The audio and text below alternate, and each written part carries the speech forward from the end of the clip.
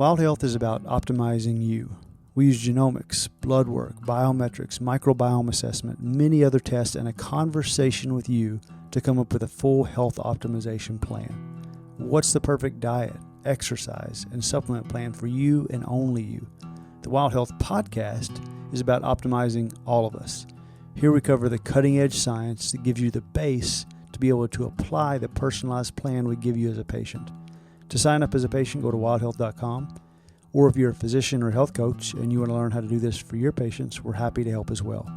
Wildhealth.com for all the information on becoming a patient or working with us.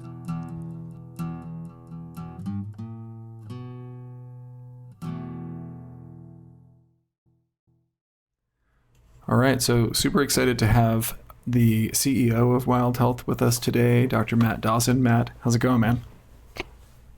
Great. Long time no podcast. It really has been. It's been a while, yeah. Yeah. Thanks for inviting me on. Well, it's pretty funny to invite you on the podcast that you started. And by invite me on, I mean tell me today that we were doing podcast together. I know that you don't like a lot of preparation. You're pretty good to go on the spot. Well, it's a pretty fun topic, so I'm excited to talk about it. Yeah, well, let's launch in. So, I mean, we're going to talk about longevity hacks, which I think is sort of a funny way of putting it. It's really more of a longevity strategy. I don't know that there's any hacks, but we'll see. Maybe you've got some up your sleeve. Everybody's looking to increase their longevity, but I think more specifically to increase their healthy longevity. So we all want to live a long time in good health, not just to live many chronological years, suffering from chronic illnesses or frail or in pain. So, health span is a common term that's thrown around for this. You can't avoid being exposed to lots of great and lots of not so great suggestions out there on things that may help you have a long health span. And in this episode, we're going to give you a few of Matt's favorite longevity improving techniques. So things that are actionable, things that are affordable, things you might actually do, as opposed to, we'll get into some of the science, and we'll obviously put some links to some of the evidence in the show notes, but let's make this really practical. So something relatable here. Everybody wants to watch their kids grow up and get on the ground to play with them or pick them up or carry their groceries. Talk to me about what you're doing to make sure that you're able to do that for yourself as you get older, Matt.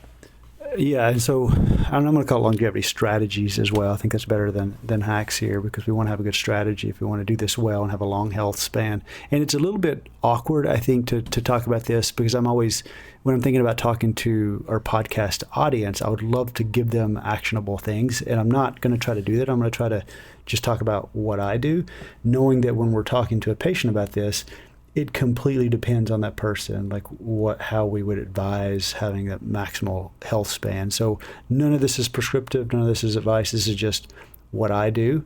Since we talked about it as longevity strategies, I think it probably makes sense to talk about a framework first, and a kind of a strategic framework of how you even think about it, and then get very specific. And when I think about health span, like we frequently talk to patients about thinking about themselves in 30 years. How are we going to prepare? Like you talked about picking up your grandkids, even if you have young kids now, that's a ways off, or carrying groceries when you're older. That's great, and I think it's important to do that. However, I think about health span and investing in my health similar to how I think about investing financially as well. When it comes to finances, there's this concept of the time value of money. $1 today is worth more than $1 tomorrow, which is worth more than $1 in 10 years, which is worth more than $1 in 30 years. So while I do care about myself in 30 years, I care more about myself in 10 years because I may not be here. I had a feeling you were going for the decade return, the 10-year return, as opposed to the 30-year return. Yeah, when I'm not going to talk, and there's also we could get into compounding, like how things you do now compound, but I'm not going to go there. We don't want to take that analogy too far. But the point I want to make is when I'm thinking about things that improve my health span 20 to 30 years from now, I also want it to improve my life right now. I want to have fun, and I want to have a good life today, not just in 10, 20, 30 years.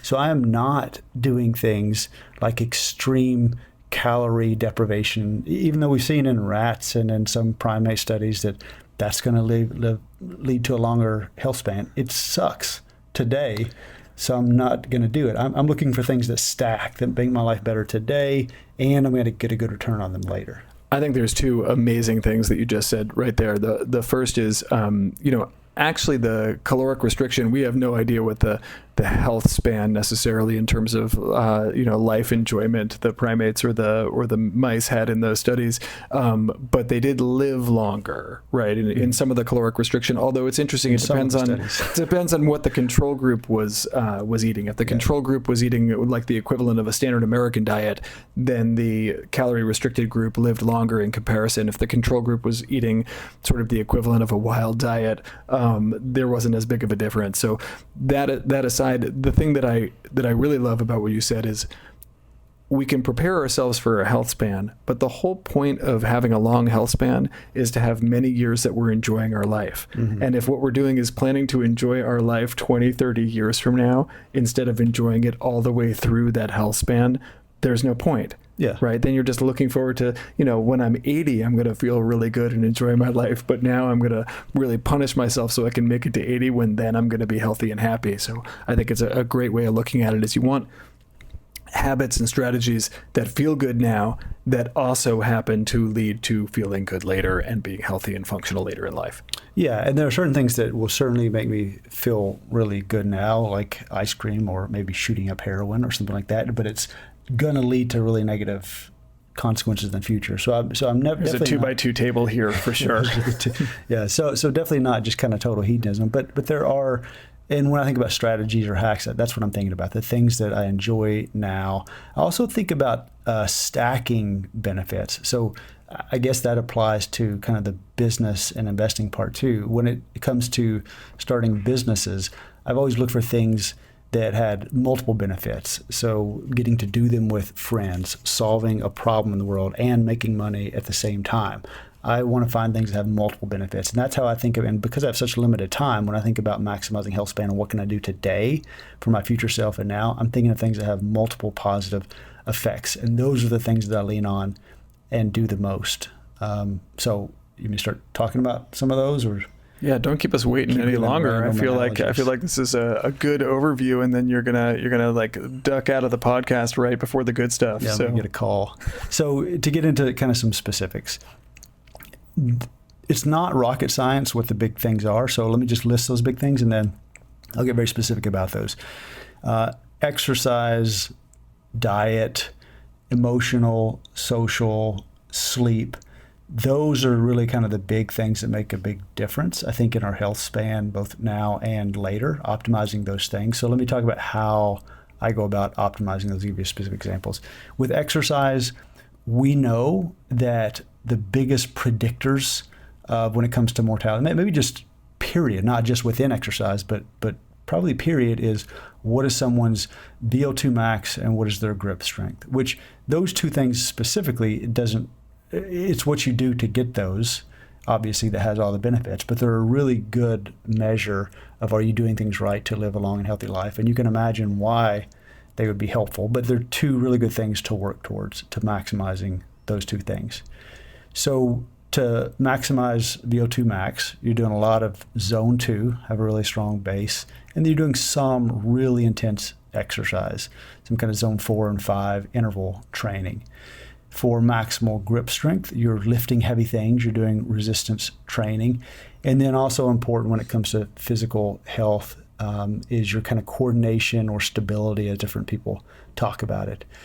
So that may seem like a lot. Like if you were to isolate those and say, I'm going to try to maximize each of those at different times, that takes a lot of time. If you're training, because cyclists or runners may be training kind of all VO2 max, and that's kind of a full-time job for them. Weightlifters, bodybuilders, doing the strength part, it's a full-time job. So how do you get all of these in, and how do you have a good time doing it? Because that's important. Remember, we're talking about today. So for me, I think about activities that stack benefits. Like I do not do long zone 2 biking anymore because I don't enjoy it. If I'm going to do zone 2, I'm going to do something like a rowing machine where I can watch a documentary that I enjoy because that's enjoyable, or a long ruck or a run walk with friends, or while I'm making calls or something else at the same time. When it comes to kind of coordination and stability, I don't do dedicated training to that because it seems like that's one of the things I would have to squeeze other things out of my life. So the only time I'll do dedicated with that is when I'm traveling and I'm in a gym, and my rest sets between things in the gym is standing on one of those Bosu kind of wobbly balls. Sure. So it's like my recovery. I'm getting into coordination. But in general, I play things. I want to play things that lead to that, like pickleball. I'm obsessed with pickleball. It's an incredible amount of fun. In 2 hours of pickleball, I've worn my heart rate monitor. It's kind of a long zone 2 workout where I'm getting a lot of coordination and stability work. And it's a ton of fun, and I'm doing it with friends. So I get the social connection part too. So that's the perfect example for me of how you stack one activity to get multiple benefits. And if you want to go all out, did I ever tell you about the time I wore my catalyst suit while playing pickleball? Yeah, I remember this story because I was curious if you had it on strength mode, which would have been a really massive feat to have all of your muscles contract full intensity for 4 seconds at a time and still hit a pickleball. But I heard you told me it was cardio mode or something. Yeah, so not necessarily recommended, but just for fun, I did play pickleball one time while wearing the catalyst suit. So I'm getting a strength workout, stability and coordination, and zone 2 and 3 at the same time.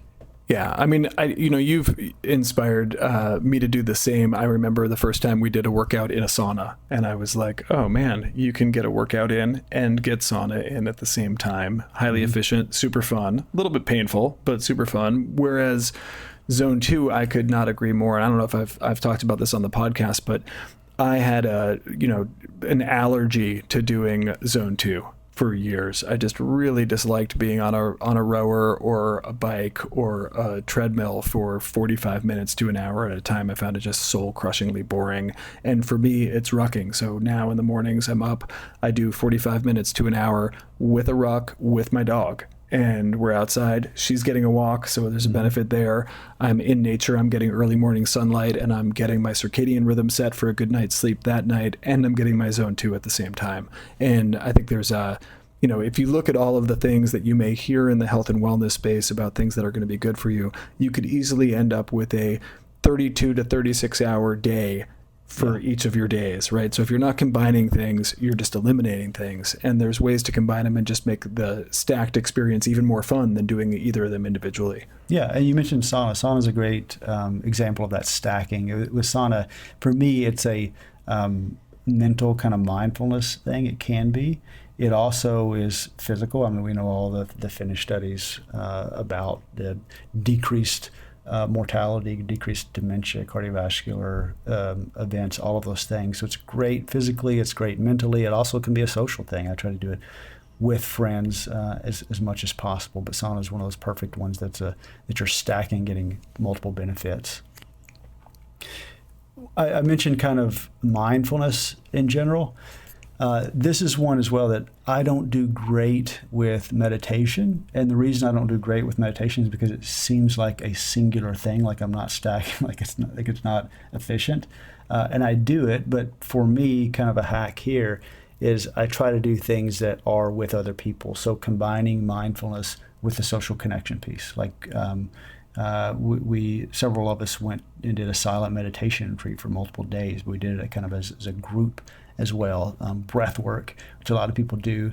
I don't ever really do breath work on my own, but I do it with friends. So I'm kind of stacking those benefits as well. Yeah, I think the group breathwork stuff is so impactful, and it's always a highlight of whenever we get together with a bunch of people. And yeah, I definitely got some funny questions about you're going on a silent meditation retreat with a bunch of friends, which was kind of ironical in its own way, but was tangibly more meanful to go with everybody. Word? No, I was being ironic by saying ironical. All right, yeah, good catch. You got me. Get that.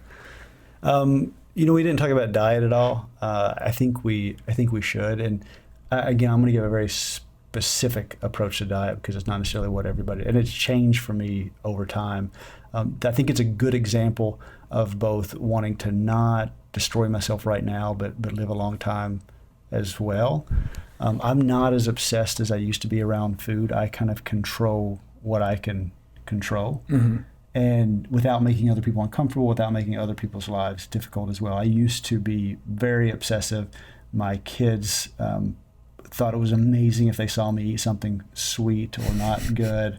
I would come home and at dinner time, my wife would have a meal prepared and I would make a separate meal for myself. And I don't do that anymore. I think nutrition and diet is important, but I do a lot of other things well, and I am very strict with what I do during the day, but I eat what my wife fixes at night. When the kids have made a dessert or there's a birthday party, I'm going to have some of it as well. I'll tell you what, I do have a pretty similar diet every day. In the morning, usually after kind of a long workout, I usually have a protein shake, because in general with my diet, I'm focusing on a couple things.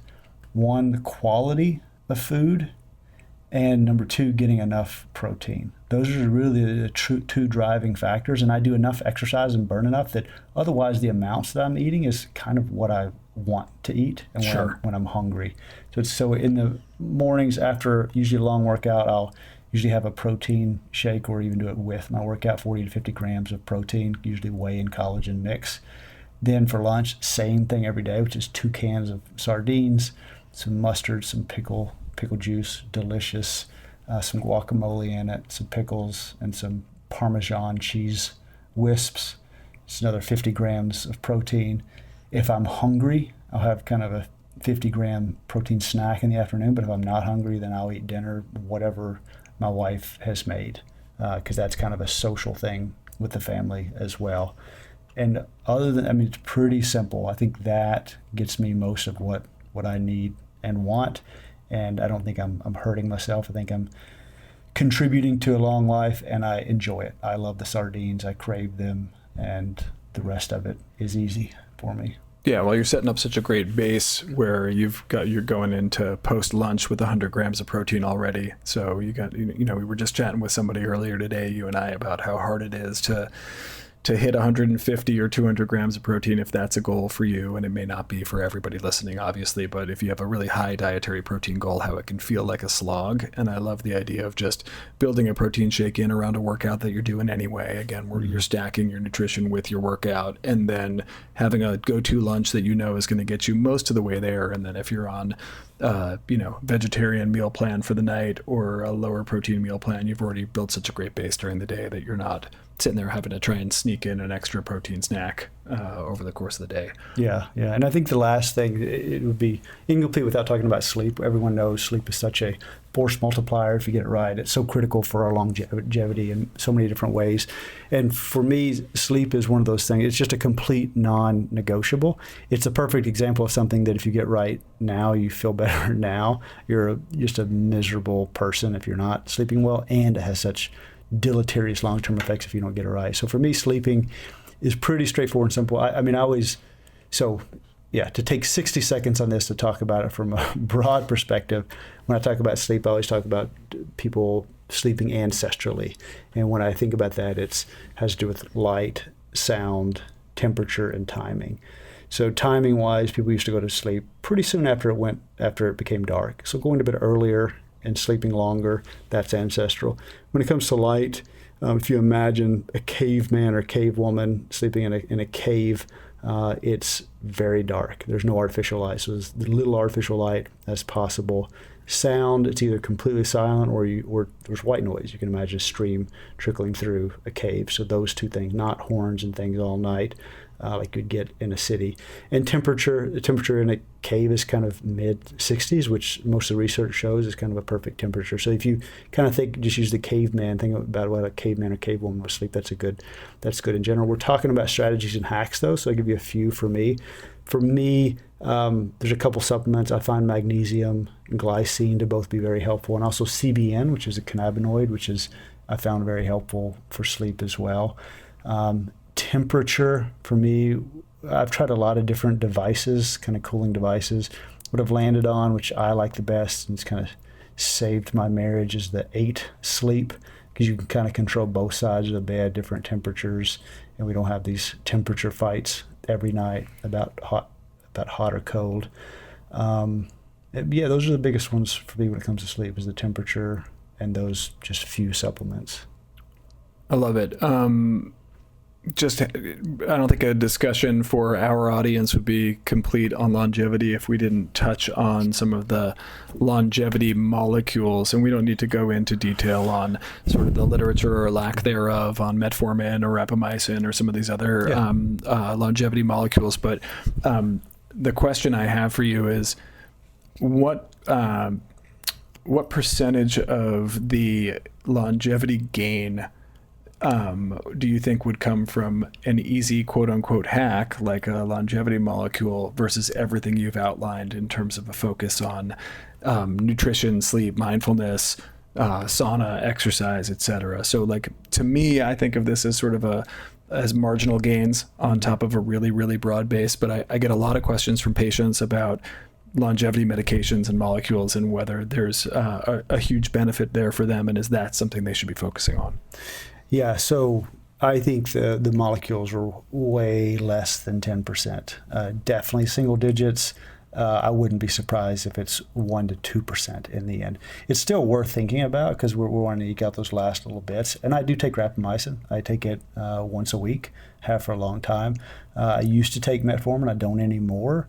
I'm more focused on kind of strength and muscle gains than I am the potential marginal benefit of metformin, since my glucose control is pretty good already. If that risk profile could change if my A1C was higher and I was older, I may start taking it. And also when the TAME trial comes out, maybe I'll start taking it just with more data. But I don't take metformin right now. I do take rapamycin. I think it's a very small percentage. If I had to like rank order these things, I think exercise, what I mentioned with exercise and fitness, is probably 50% or more, even though it's just one out of a list of things.